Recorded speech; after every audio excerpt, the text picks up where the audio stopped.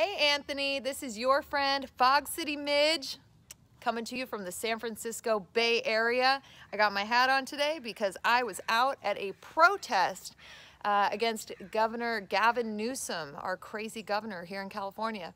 But you asked me about a new fictional novel, putting a little common sense back into men competing in women's sports called Transgender Hoops, Identify as Female.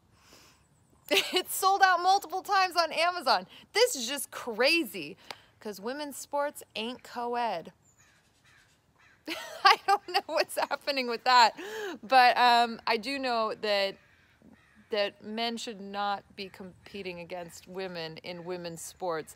It's kind of a no-brainer, but I feel like we need to spell this out. I'm at the Walk for Life in San Francisco, and I made this sign to show my appreciation for President Trump, who is the first president to ever address the March for Life in Washington, D.C. On the back, I have a quote from his speech.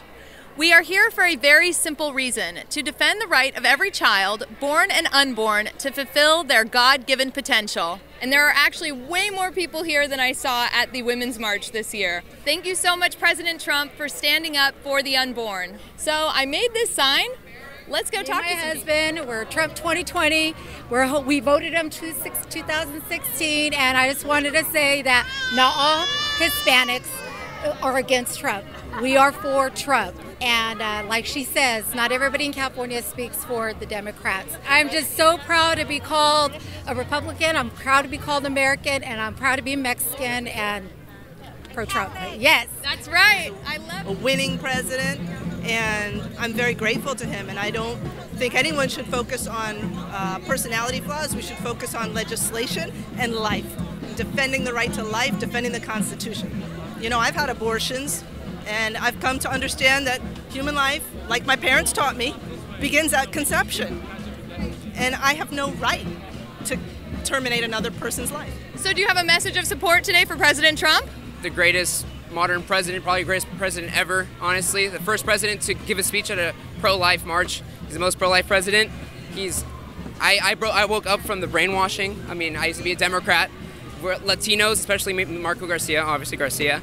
We are naturally conservative. We put God first, the generalizing of course, but there's many of us who put pro-God or pro-family, and that's what Trump stands for. And I used to be a Democrat, and I used to believe that he was bad, and I cried when he got elected because I thought that we were going to go with war with North Korea, and look what he did with North Korea. Trump has my vote in 2020. He's going to be, in November, he's going to be my first president that I ever vote for, so I'm very proud of that. Yeah. Amazing. What a great story. Yeah, it's like, and my family, my dad, he's now Republican. I have my Trump 2020 right here, and thank you for so much that you do, because I follow your content. I love it. I mean, I started seeing you like a couple months ago, and I'm like, oh my God, I love Maggie, so that's why I'm here, and I had to say hi to you. You voted for Trump? Oh yeah. You gonna vote for him in 2020? This year too, yeah, for sure. There's so many poops out today. Normally they clean up the poops whenever there's a parade. Not today. Do you have a word of support for President Trump? I'm very grateful for what he's done. It takes courage to actually stand up in front of a whole country and proclaim pro-life. It's cool, and it's so amazing how many people out here in California are so supportive and they're saying, hey, thank you for making this sign. Thank you, President Trump. I mean, I've seen so many like Trump hats here and everything, and like I'm so surprised. I love Trump. I believe America should come first. It's all about the babies. It's all about like pro-guns. They're trying to take away our freedoms, and I'm not having that. He's the first Republican president that I like supported. He's the one that got me like red pills and everything. Like, it's all about Trump. Amazing. They're just trying to destroy America, destroy the Constitution. Like, people need to wake up. It's not right. Like, we have our Constitution for a reason. You know what I mean? Exactly. That's what America's about. We got to keep it that way.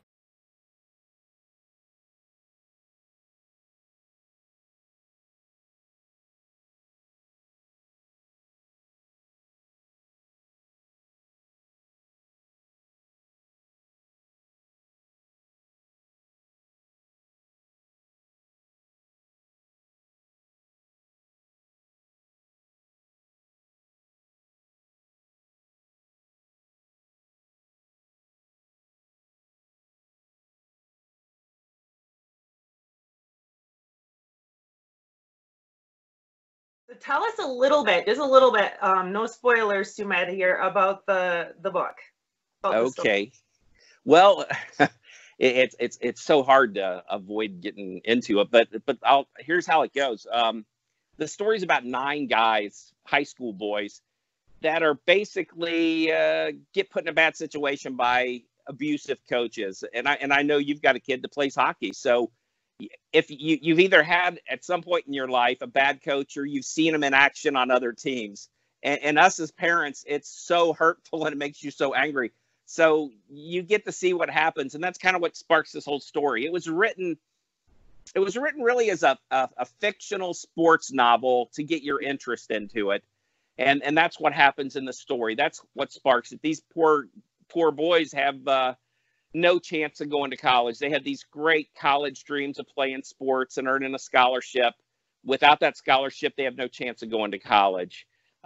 So in rolls into the story two gentlemen that kind of transform and changed these young men's lives, not in a good way for them, but not in a good way for the rest of the world. And what happens is they find a loophole in the system. And we all know what that loophole is.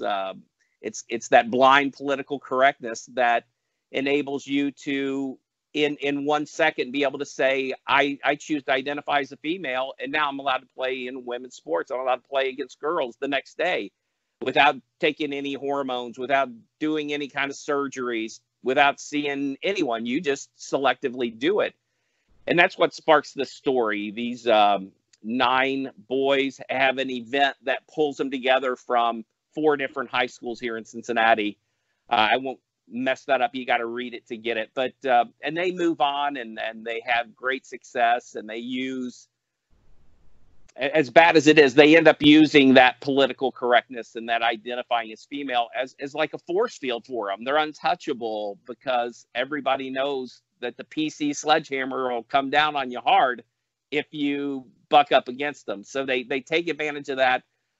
Story goes on, and you're really going to have to read it. But the end of the story is that point to where realization hits, and that gut check. And it'll be that gut check for every reader that reads the book about, what have I done?